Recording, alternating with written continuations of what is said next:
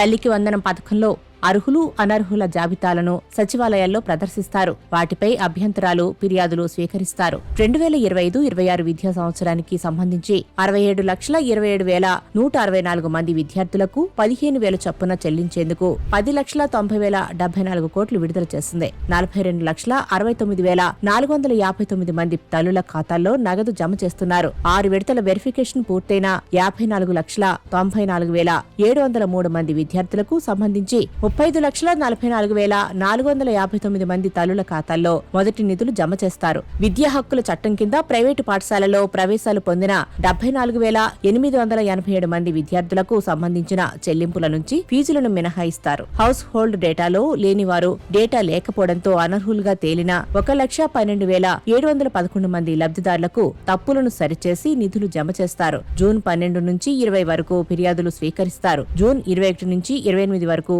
Grievance పరిశీలన, అదనపు జాబితా సిద్ధం చేస్తారు. 1వ తరగతి నుండి ఇంటర్మీడియట్ మొదటి ఏడాది అర్హులైన విద్యార్థుల జాబితా జూన్ 30న ప్రదర్శిస్తారు. లబ్ధిదారులకు జూలై 5న నిధులు విడుదల చేస్తారు.